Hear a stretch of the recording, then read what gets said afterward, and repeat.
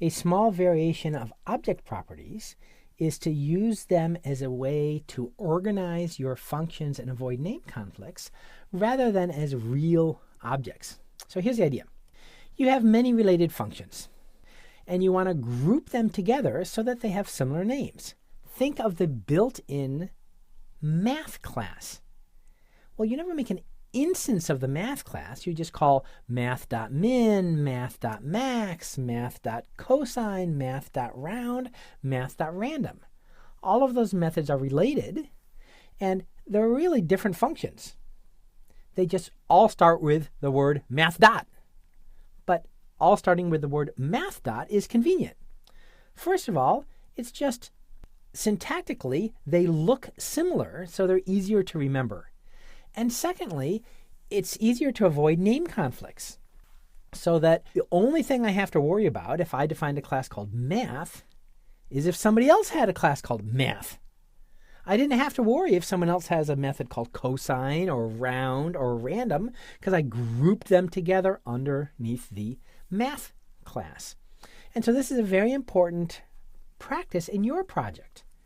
Group all of your functions under a name, so that if another developer on your project loads a file and happens to choose the same function name, it won't conflict with yours. You just have to worry about the top level class variable like math. That one you have to discuss with the other developers and make sure that it's not reused. But all the rest of your functions, you can do whatever you want. It's not going to conflict with anyone else. This is also true when you're loading external JavaScript libraries. For example, in jQuery, which we'll discuss later, every single method in all of jQuery is grouped under either the $ or the jQuery object class, so that the only thing you have to worry about is a name conflict with the variable $ or the variable jQuery.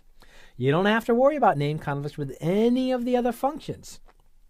And if a function you write happens to have the same name as one of the jQuery functions, no problem, because the jQuery functions are grouped under a separate variable. All of the commercial Google applications do the same thing. So if you use Gmail and you look at the JavaScript code, you see that all of the functions are grouped under a variable called Goog, G-O-O-G. Well, the library called Closure that Google uses is also available to outsiders, just like jQuery is available to outsiders. And if you load that library, you don't have to worry that one of Google's JavaScript functions conflicts with your JavaScript function. You only have to make sure that you don't define a class called Goog. All your functions can have whatever name they want because they're grouped separately. And so if you've seen other programming languages, this is similar to the idea of static methods. It's just a way of grouping functions so that A, they have similar sounding names, and B, you're less likely to get name conflicts. So the syntax is you assign functions to an object, just like we did with regular objects. But you never have a constructor. You're never going to build instances of that object.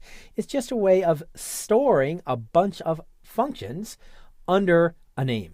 So first you just make up a name. Okay? This name you have to worry about name conflicts with. So if you're on a project and you're going to group all your functions under the name utils, you have to talk to the other developers on your project to make sure they don't use the name utils. But once you've determined that, you don't have to worry about conflicts with your individual functions, because your individual functions you group under utils. So I say utils.foo equals such and such a function. Utils.bar equals such and such a function. And then when I call it by its full name, utils.foo and utils.bar. So you never actually say function foo. Instead, you say utils.foo equals a function. So you really are taking an anonymous function and assigning it to a property of a class.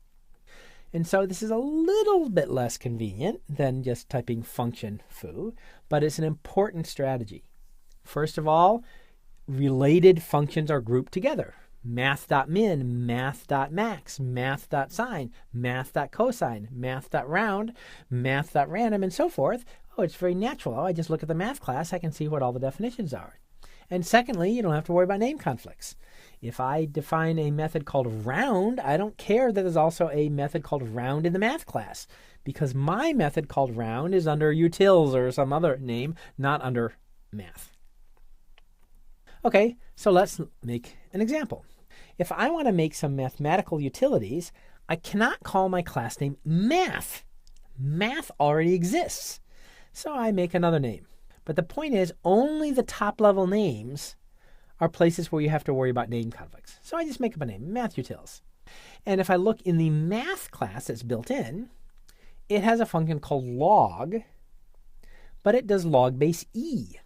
Supposing I'm doing a bunch of calculations where I want log base 10.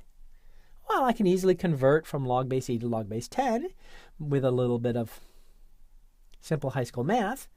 And so I define a function called log 10. But I stick the log 10 function inside math utils for two reasons. One, syntactically, it'll look convenient because all of my math utilities will group together under the same name. They all start with math utils dot something. And secondly, I don't have to worry about name conflicts. If someone else in my team makes a method called log 10, as long as they don't stick it in the math utils class, I don't have to worry about a name conflict. However, I also want to point out that the name with the dot is the name to be used everywhere.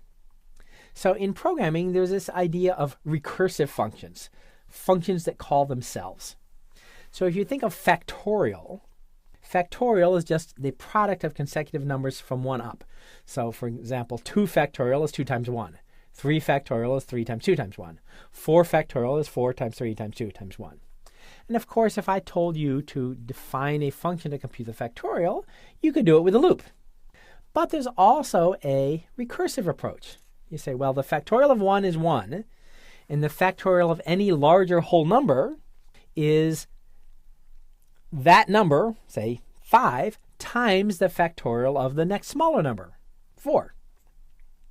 So if you've never seen recursive programming before, it's a little hard to grasp from this quick example. But the point is that if I'm going to call my name mathutils.fact, then I have to be consistent. Even in my recursive call, I call it mathutils.fact. Okay, let's just make some function calls to illustrate what I mean. So to recap, I make a variable called mathutils, and it's just an empty object. And then I take my functions, in this case log10 and fact, and I stick them inside the mathutils object as properties. It groups things together, so syntactically it seems natural. I've got a bunch of functions under mathutils. They're all related to each other, and it helps to avoid name conflicts. If other people on my project define functions, I don't care what those functions' names are unless they're in the class called mathutils. All right, so I run that, define them all, and now if I want to compute some factorials, I cannot just say fact. If I say fact of 1, it's going to tell me there is no such function called fact. I have to do mathutils.fact. So they're still regular functions, they just have dots in their name. Factorial of 1 is 1, factorial of 2 is 2, factorial of 3 should be 6, factorial of 4 should be 6 times 4, 24, and so forth. And I can compute the log base 10 of 10, obviously should be 1, of 100 ought to be 2, of 10,000 ought to be 4, and so forth.